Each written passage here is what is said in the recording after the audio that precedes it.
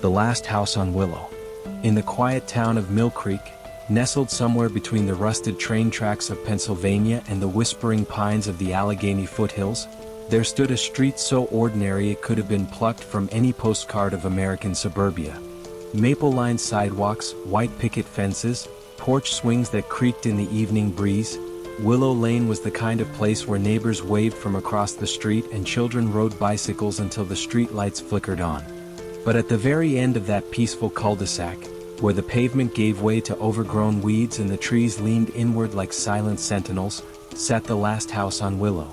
It wasn't always feared. Back in the early 1950s, it was just another brick and shingle home, built by a man named Harlan Voss, a retired railroad engineer with calloused hands and a fondness for lilac bushes. He planted them along the front walk, tended them with care, and every spring, their perfume drifted down the street like a promise. But Harlan vanished one October night. No note. No signs of struggle. Just an empty armchair by the fireplace, a half-drunk cup of black coffee gone cold, and the front door left slightly ajar, as if he'd stepped out for a moment and never returned. The house stood empty for nearly 2 years before the Millers moved in. Clarence and Doris, newlyweds from Pittsburgh, eager to start a family. They repainted the shutters, hung wind chimes on the porch, and laughed often enough that the neighbors thought the curse, if there ever was one, had lifted. But by the following autumn, their laughter had faded. Doris was seen whispering to herself in the garden at odd hours, her eyes darting toward the attic window. Clarence stopped mowing the lawn. Then one morning in late October, their mailbox overflowed with unopened mail, their car remained parked in the driveway, and the swing on their porch swayed gently despite the still air. They were never seen again. Over the decades, the pattern repeated itself with eerie precision. Every few years, someone would buy the house. Usually a newcomer to Mill Creek, someone unaware of its history or foolishly convinced they could outrun it. There was Elroy Finch, a reclusive woodcarver from Maine, who claimed he heard tapping inside the walls. Then came the Delgados, Marta and Javier, who moved in during the summer of 2007 with their twin boys. They lasted 3 months. The boys' toys were found scattered across the front yard one morning, covered in dew as if abandoned mid-game. The family's dog, a golden retriever named Cisco, was discovered weeks later, thin and trembling, chained to the back porch with no food or water, howling at the moon every night until animal control took him away. By the time the autumn of 2023 rolled around, the Last House on Willow had become local legend. Teenagers dared each other to touch the mailbox after dark. Parents warned their children not to even look at it too long. Realtors listed it reluctantly, always at a steep discount, always with a disclaimer buried in the fine print. Property sold as is. Buyer assumes all risk. And yet, someone always took the bait. This time it was Thaddeus Boone. Thaddeus wasn't from Mill Creek. He wasn't even from Pennsylvania. He'd grown up in a trailer park outside of Boise, Idaho, raised by a mother who worked double shifts at a meatpacking plant and a father who vanished before Thaddeus could remember his face. He'd spent his life chasing stability, first through the military, then through odd construction jobs, and finally through real estate flipping in the Rust Belt, where abandoned homes sold for less than a used pickup truck. He didn't believe in ghosts. He didn't believe in curses. He believed in drywall, insulation, and a fresh coat of paint. When he saw the listing for the Last House on Willow, priced at just $35,000, he laughed out loud. "Perfect," he muttered, scrolling through the grainy photos on his phone. The place needed work, sure. The roof sagged. The gutters hung loose. The front steps groaned under the slightest weight. But it was solid underneath. And it was his. He moved in on the 1st of September, just as the air began to carry that crisp edge that signals the end of summer. The neighbors watched from behind curtains as he unloaded his dented pickup truck. Mattress, toolbox, a single framed photo of his mother, and a coffee maker that had seen better days. No one came to welcome him. No one offered a casserole or a housewarming gift. They simply watched, silent and wary, as if waiting for the clock to start ticking. For the first few weeks, everything seemed normal. Thaddeus worked from dawn until dusk, patching holes, replacing broken panes, stripping layers of peeling wallpaper that revealed older layers beneath. some so faded they looked like ghostly imprints of lives long gone. He played classic rock on a portable radio, the kind with static between stations, and whistled while he worked. At night, he sat on the porch with a beer, watching fireflies blink in the tall grass beyond the fence. But then the dreams began. They started subtly, just fragments at first. A woman humming a lullaby he didn't recognize. The sound of footsteps pacing the hallway outside his bedroom. Once, he woke convinced someone had been standing at the foot of his bed, watching him sleep. He'd flicked on the light, heart pounding, only to find the room empty. The air, however, felt thick, like walking through cold syrup. By mid-October, the house began to change. The temperature dropped in certain rooms for no reason. The kitchen faucet would drip even after he'd tightened the valve. One morning he found all the cabinet doors open, though he swore he'd closed them the night before. Then came the whispers, so faint they could have been the wind, except there was no wind. They seemed to come from the basement, a low murmur that rose and fell like breath. Thaddeus tried to rationalize it. Old houses settle. Pipes groan. Wood expands and contracts with the seasons. But deep down, a part of him knew this was different. One evening, as he sanded the banister of the staircase, he noticed something carved into the underside of the top step. Letters so shallow they were nearly invisible unless the light hit them just right. He ran his fingers over the grooves, squinting in the fading daylight. "Don't sleep." The words sent a chill down his spine that no amount of logic could shake. That night he didn't sleep at all. He sat in the living room with all the lights on, a baseball bat across his lap, listening. The house was quiet, too quiet. Even the crickets outside had gone silent. At exactly 3:17 in the morning, the grandfather clock in the hallway chimed, though he'd never wound it. It shouldn't once, then stopped. The air grew heavy, pressing against his skin like a damp cloth. He stood, heart hammering, and walked toward the clock. Its face was cracked. The hands were frozen at 3:17. But as he reached out to touch it, the floor beneath him shifted, not physically, but in a way that made his stomach lurch, as if the house itself had taken a breath. The next day he drove into town and visited the Mill Creek Public Library, a squat brick building with linoleum floors and the smell of old paper and lemon cleaner. He asked the librarian, a woman in her 60s with silver hair pulled into a tight bun, if they had any records on the house at the end of Willow Lane. She didn't look up from her desk. "You live there, don't you?" Thaddeus nodded. She sighed as if she'd had this conversation too many times. "We don't keep files on that address. But if you go to the county archives you might find property records. Just don't expect answers." He spent the afternoon in the archives, flipping through brittle pages of deeds and tax records. Every owner since Harlan Voss had disappeared without a trace. No death certificates. No forwarding addresses. Nothing. It was as if they'd been erased from the world the moment they crossed the threshold. That evening he returned to the house with a new resolve. He wouldn't be another name on that list. He packed a bag ready to leave, to walk away and never look back. But as he reached for the doorknob, the front door locked itself with a soft click. He jiggled the handle. Nothing. He tried the windows. All sealed shut, though he hadn't locked them. Panic rose in his throat. He grabbed his phone. No signal. The landline, which he'd never bothered to set up, rang once, a shrill, jarring sound that made him jump. He didn't answer it. It rang again, and again. On the fifth ring he picked up. Silence. Then a voice, soft, rasping, impossibly close, as if the speaker were standing right behind him. "You're home now." He dropped the phone. It clattered to the floor, the line still open, still breathing. The lights flickered, then went out. In the darkness, something moved upstairs. Thaddeus didn't run. He couldn't. His legs wouldn't obey. He stood frozen in the hallway as the sound of footsteps descended the stairs, slow, deliberate, each one creaking under a weight that shouldn't have been there.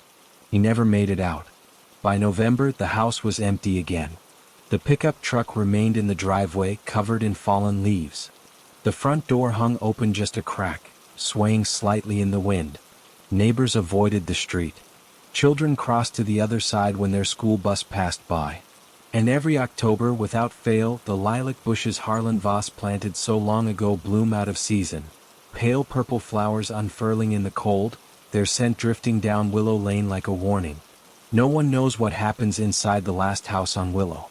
But those who've lived nearby swear that on still nights, when the moon hangs low and the world holds its breath, you can hear it, the faint sound of a man whistling, sanding wood, trying to fix what can never be fixed.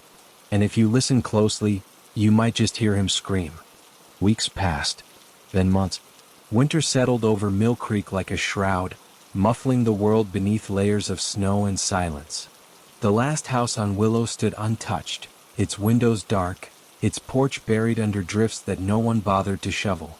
Mail piled up in the box until the carrier stopped delivering altogether. The town moved on, as towns do, folding Thaddeus Boone into the quiet archive of its unsolved disappearances. Another name whispered in hushed tones at the diner, another cautionary tale told to wide-eyed newcomers. But the house did not sleep. Beneath the frost and stillness, something stirred. Not with violence, not with rage, but with a slow, patient hunger, the kind that waits decades between meals. The walls absorbed the cold, the silence, the absence of human breath, and grew stronger for it. Floorboards settled into new positions overnight. Doors that had stuck for years suddenly swung open with ease. And in the basement, where the air never warmed, a single bare bulb flickered to life one night, though no hand had touched the switch. Then in early March, as the first thaw began to seep into the ground, a realtor arrived. Her name was Lynette Crow, a woman in her late 40s with sharp eyes, sharper heels, and a reputation for selling the unsellable. She wore a tailored coat the color of storm clouds and carried a tablet instead of paper files. Unlike her predecessors, she knew the history. She'd read the police reports, the missing persons files, the forum threads where locals traded theories about cults, time slips, or some ancient curse tied to the land itself. But Lynette didn't believe in ghosts. She believed in opportunity. And the last house on Willow, she reasoned, was prime for redevelopment. The lot alone was worth more than the structure.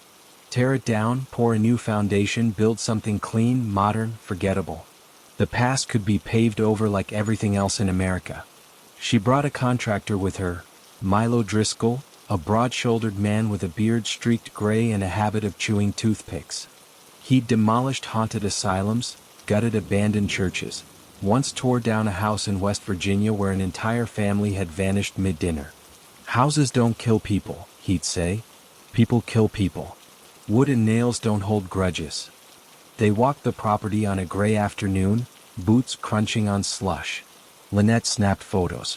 Milo tested the porch with his weight, then nodded. Solid bones. Needs work, but it's salvageable. Inside, the air was stale but not foul. No rot, no mildew, just the dry, papery scent of neglect. The furniture Thaddeus had brought remained exactly where he'd left it. The mattress on the floor of the master bedroom, the coffee maker on the counter, the baseball bat leaning against the hallway wall. Even his tools were still in the garage, neatly arranged as if he'd stepped out for 5 minutes and never returned. Milo ran a hand along the banister. Place feels watched. Lynette scoffed. It's empty. But as she turned to leave, her heel caught on something beneath the rug in the living room. She bent down, lifted the corner, and froze. Carved into the hardwood floor, deep, deliberate, almost frantic, was a single word repeated over and over in overlapping lines as if written by someone losing their mind. Stay. She straightened slowly, her breath visible in the cold air. We'll list it as a teardown, she said, voice tight. No showings. Just demolition. Milo didn't argue. He'd seen enough. They left without locking the door. That night, the temperature dropped to single digits. Ice glazed the windows from the inside out. And in the attic, a space Thaddeus had never entered, sealed off by a rusted pull chain, the trapdoor creaked open on its own. Something climbed down. It didn't walk. It moved like smoke given shape, slipping through hallways, pausing outside each room as if listening for a heartbeat. It lingered longest in the kitchen, where Thaddeus had made his last cup of coffee. Then it drifted to the basement, where the furnace hadn't worked in years, yet now radiated a low, unnatural warmth. By dawn, the house was quiet again. but the coffee maker was full. The pot steamed faintly, though no one had turned it on. On the counter beside it sat a single mug, one Thaddeus had kept for his mother's photo. The photo was gone. In its place rested a Polaroid, curled at the edges, showing a man standing in the living room, back turned, wearing Thaddeus's flannel shirt. The date stamp in the corner read, October 23, 2023, the day he vanished. Lynette returned 3 days later with a demolition crew. 2 men in orange vests, a backhoe idling at the curb, and a permit stamped with official seals. She didn't look at the house as she approached. She kept her eyes forward, jaw set, as if daring the air itself to challenge her. But the front door was closed. And locked. Milo tried the knob. That's impossible. We left it open. One of the workers peered through a window. Hey, there's lights on inside. They weren't. Not to Lynette. Not to Milo. But the worker swore he saw a lamp glowing in the den, a shadow passing behind the curtain. They called the police. An officer arrived, checked the doors, confirmed they were locked from the inside. No signs of forced entry. No evidence anyone was home. He suggested they wait for a locksmith, maybe file a report if they were concerned. Lynette canceled the demolition that afternoon. She never listed the house again. Spring came. Daffodils pushed through the soil along Willow Lane. Children rode bikes past the last house, slowing only slightly, eyes darting toward its windows. The lilacs bloomed again in late April. Weeks too early, their scent thick and cloying like funeral flowers. And then one rainy Tuesday in May, a U-Haul pulled up. Out stepped a man in his early 30s, wiry and sunburned, with a tattoo of a compass on his forearm and a duffel bag slung over his shoulder. His name was Jory Vellum, a freelance sound engineer from Portland who'd inherited a modest trust fund and a deep distrust of cities. He'd found the house online, listed by a private seller with no photos, no description, just an address and a price so low it felt like a dare. He didn't know the history. Or if he did, he didn't care. I need quiet, he told the neighbor who finally worked up the courage to speak to him. Real quiet. For my work. The neighbor, Mrs. Elkind, a widow who'd lived on Willow Lane since 1972, just shook her head and went back inside, locking her door behind her. Jory moved in that same day. He carried in microphones, audio interfaces, a laptop, and boxes of tea. He hung blackout curtains, soundproofed the walls with foam panels, and set up a small studio in what had been Thaddeus's bedroom. He played no music. He spoke to no one. But at night, neighbors reported hearing low frequencies, deep, resonant hums that vibrated window panes and made dogs whine. He was recording something. Not music. Not voices. Something else. In his journal, found weeks later tucked beneath a floorboard in the attic, he wrote, "The house sings. Not in words. In pulses. In gaps between seconds. I've isolated a frequency, 18.5 Hz. Infrasound. Known to induce dread, paranoia, the sensation of a presence. But this is intentional. Structured. Like a language." His final entry, dated June 12th, read, "It's not haunted. It's alive. And it's learning." The journal ended there.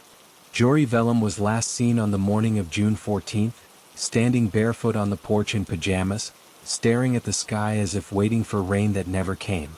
By evening, his U-Haul was gone. His equipment remained. His laptop sat open on the desk, screen frozen on a waveform, a single looping pattern that repeated every 37 seconds. When the police entered the house a week later, called by a concerned utility worker who noticed the lights had been on continuously, they found everything intact. No signs of struggle. No note. Just an empty house, and a fresh set of footprints leading from the back door into the woods behind the property. The footprints stopped abruptly at the tree line, as if the person had simply vanished mid-step. Now the last house on Willow stands empty once more. But it doesn't feel empty. Walk past it on a windless night and you might hear it, a faint rhythmic thumping from deep within the walls. Not a heartbeat. Not quite. More like the slow, steady pulse of something waiting. Waiting for the next believer. The next skeptic. The next soul desperate enough, or foolish enough, To think they can outrun what lives between the bricks, beneath the floorboards, inside the silence. And every October, without fail, the lilacs bloom again. Summer deepened over Mill Creek, thick with humidity and the drone of cicadas. The town tried to forget. Lawns were mowed, barbecues lit, children splashed in inflatable pools, but no one walked past the last house on Willow after dusk. Even the mail carrier left packages at the curb, never stepping onto the cracked walkway. The house sat like a missing tooth in an otherwise perfect smile. Its presence felt more in its absence. No lights at night, no car in the drive, no sound except the occasional creak of old timber settling into deeper decay. Yet the town's unease grew. It wasn't just the disappearances anymore. It was the way birds avoided the trees around the property. How dogs on leashes would pull hard in the opposite direction, whining low in their throats. One evening, old Mr. Hargrove swore he saw smoke curling from the chimney, though the flue had been sealed for years and summer was sweltering. Another neighbor reported hearing piano music at 3 in the morning, soft and melancholic, though the house contained no piano. Then came the photographs. They appeared without explanation, slipped under windshield wipers, tucked into screen doors, left on the front steps of homes within 2 blocks of Willow Lane. Black and white prints, slightly blurred as if taken through fog. Each showed the same thing. A figure standing in the upstairs window of the last house, face turned away, wearing different clothes in each image: flannel, a work shirt, a faded band t-shirt. One photo even showed the figure holding a coffee mug, steam rising in delicate wisps. The police collected them all. Forensics found no fingerprints, no watermark, no digital trace. Just paper, ink, and silence. By late July, the town council held a closed-door meeting.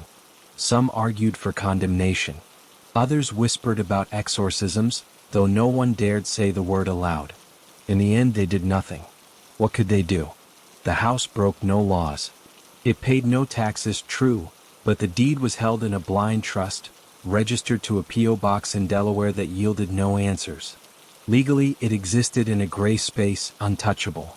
And then in early August, a letter arrived at the Mill Creek Gazette.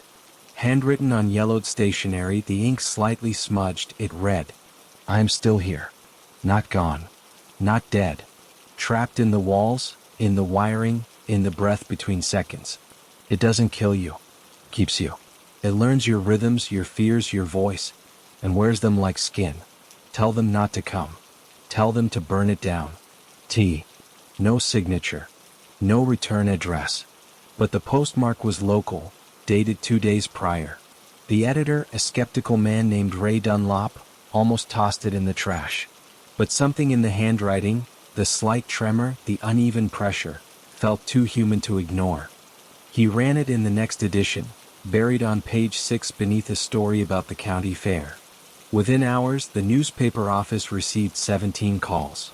16 were from panicked residents. The 17th was a hang-up. That same week, a documentary crew from Chicago arrived.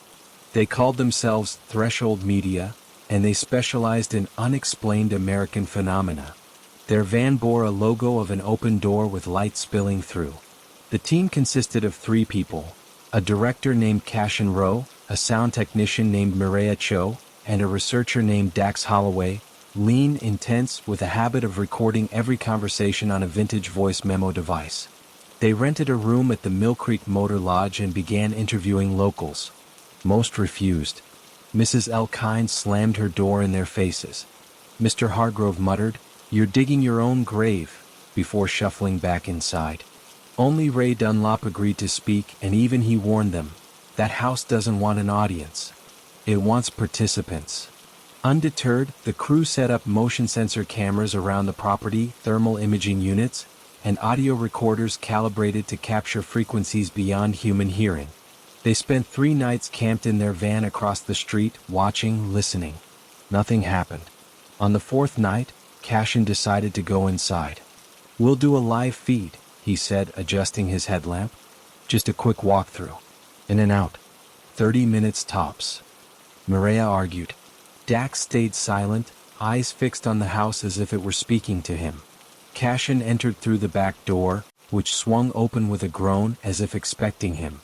The cameras followed his feed in real time, grainy, green-tinted footage showing peeling wallpaper, dust motes swirling in the beam of his light, the faint glint of Thaddeus's abandoned tools in the garage. He moved through the kitchen, the living room, up the stairs. At the top he paused. "Guys, there's something on the wall." The camera tilted up. Scrawled in what looked like charcoal or dried blood were dozens of names. Harlan Voss, Clarence Miller, Doris Miller, Elroy Finch, Marta Delgado, Javier Delgado, Thaddeus Boone, Jory Vellum. And beneath them, freshly added in shaky script, Cashin Rowe. He laughed nervously. "Okay, not funny. Who did this?" Static crackled over the comms. Then from downstairs a door slammed. Cashin spun, light darting toward the staircase. "Maria? Dax? That you?" No answer. He descended slowly, calling their names. The front door was wide open now, though he'd closed it behind him. Outside the van was dark. No one responded to his shouts. He ran back inside, grabbed his camera, and checked the live feed on his phone. The signal was gone. All external cameras showed only snow. That was the last time anyone saw him. Mireya and Dax waited until dawn before calling the police. They claimed Cashin never came out. The thermal cameras showed his heat signature entering the house, and never leaving. Not through any door. Not through any window. It simply faded as if absorbed. Search teams combed the property for days. They tore up floorboards, scanned the basement with ground-penetrating radar, even brought in cadaver dogs. The dogs refused to cross the threshold, barking and backing away, tails tucked. Cashin Rowe was declared missing. Mireya left Mill Creek that same week, never looking back. Dax stayed behind. He rented a room above the hardware store and spent his days at the library, poring over land deeds, census records, geological surveys. He became obsessed with the idea that the house wasn't the source, but a vessel. That something older, something tied to the land itself, had been awakened when Harlan Voss built his home on that particular plot. He found a map from the 1800s, yellowed and brittle, showing a forgotten native trail that once ran through the area, later paved over, erased from memory. In the margin, in faded ink, someone had written, "Place of Echoing Souls. Do not build here." Dax tried to warn the town. No one listened. One rainy night in September, he was seen walking toward Willow Lane with a backpack and a coil of rope. He never returned. His journal was discovered a month later, wedged inside a storm drain 2 blocks away. The final pages were water-stained but legible. It doesn't take you all at once. It invites you in. Offers warmth when you're cold, silence when you're overwhelmed, a place to disappear when the world becomes too loud. And once you're inside, it begins to hum. Not with sound, but with presence. It learns your name. Then it uses it to call others. I hear them now, Thaddeus, Jory, Cashin, whispering from the walls, not in fear but in warning. They're still here. Not ghosts. Not exactly. More like echoes with teeth. I'm going to try something. I've wired the house with resonant frequencies, 18.5 Hz, inverted, layered with white noise. If I can disrupt its rhythm, maybe I can break the cycle. If you're reading this, don't come looking for me. And whatever you do, don't answer if it calls your name. The journal ended there. The next morning, the last house on Willow stood undisturbed. But the front door was slightly ajar. And on the porch swing, rusted, unmoving for years, gently rocked back and forth though there was no wind. Fall returned. Leaves turned gold and crimson, then fell in hushed drifts. Halloween came and went, children avoiding the street entirely even in daylight. Thanksgiving passed in quiet tension. Christmas lights blinked cheerfully on every house on Willow Lane, except the last one. And then, on the first day of January 2025, a moving truck appeared. Out stepped a woman in her 50s, silver hair pulled into a braid, wearing work boots and a flannel shirt. Her name was Renata Kessler. She carried no boxes, only a duffel bag and a small wooden box carved with symbols no one in Mill Creek recognized. She didn't speak to neighbors. Didn't smile. Just walked up the path, unlocked the front door with a key no one knew she had, and stepped inside. The door closed behind her. And this time it didn't creak. Inside the air was still. The walls seemed to hold their breath. Dust floated in slanted beams of winter light. Renata set her bag down and opened the wooden box. Inside lay bundles of dried sage, a bowl of sea salt, a vial of oil, and a small drum made of stretched hide. She wasn't here to live. She was here to listen. And to answer. For the first time in decades, the house did not feel like a prison. It felt like a meeting place. Renata sat in the center of the living room, closed her eyes, and began to hum, a low, resonant tone that matched the frequency Jory Vellum had recorded. The walls responded. Not with fear. Not with hunger. But with recognition. Somewhere deep in the foundation, something stirred. Not to take, but to speak. And as the sun set over Mill Creek, casting long shadows down Willow Lane, the last house on Willow did not swallow another soul. This time it opened its mouth and told its story.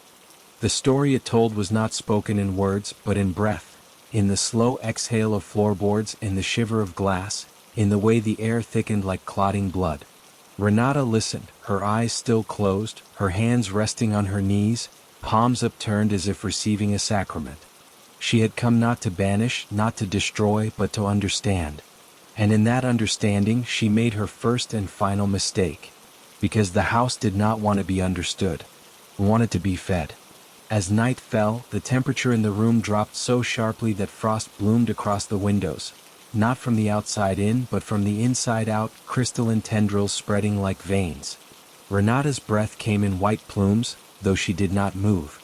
She could feel them now, the others, not as echoes, but as presences crowding the corners of the room, pressing close with cold, hollow hands. Thaddeus stood by the fireplace, his flannel shirt stiff with unseen frost. Jory leaned against the wall, eyes wide and unblinking, lips parted in a silent scream. Cashin sat on the stairs, head tilted as if still listening for a signal that would never come. And behind them all, something older. It had no name, no face, only a shape made of absence, a silhouette carved from the space between heartbeats. It had been here long before Harlan Voss laid the first brick, long before settlers cleared the trees, long before the land had a name at all. It slept beneath the soil, dreaming in frequencies too deep for human ears, until the first house was built over its slumber. Then it woke. Not fully, just enough to taste, and it liked the flavor of fear. Renata opened her eyes. The room was no longer the living room. The walls had stretched, warped, become towering and rib-like, curving inward like the gullet of some vast, ancient beast. The ceiling dripped black ichor that sizzled where it struck the floor. The front door was gone. The windows were gone. There was only the house, alive, breathing, digesting. She tried to stand, but her legs would not obey. Her skin prickled, then numbed, then began to flake away in fine gray ash. She looked down and saw her fingers crumbling at the tips, not bleeding, not rotting, just dissolving into the air as if her body were being unmade molecule by molecule. From the hallway a voice spoke. Not one voice, but many, layered, overlapping, speaking in unison with the cadence of a liturgy long forgotten. "You listened," they said. "Now you stay." Renata opened her mouth to scream, but no sound came out. Her tongue turned to dust. Her throat collapsed inward like dry paper. Her eyes remained open, wide and glassy, as the last of her awareness sank into the walls, joining the chorus. Outside, dawn broke over Mill Creek. Birds sang. Frost glittered on lawns. A school bus rumbled down the street, its yellow paint bright against the pale sky. Children laughed, bundled in coats, chasing each other down sidewalks. Life resumed as it always did. The last house on Willow stood silent once more. But if you passed by just after sunrise, when the world is still half dreaming, you might notice something new. The lilac bushes were gone. In their place stood a single leafless sapling, blackened at the bark, twisted at the branches, its roots spreading unnaturally wide beneath the soil. And from its thinnest limb hung a small silver pendant, the kind Renata had worn around her neck. It swayed gently, though there was no wind. Inside the house the walls were warm, not with heat, but with fullness. And in every room from basement to attic, the air hummed softly, a sound just below hearing, just above silence. the satisfied breath of something that had finally been fed.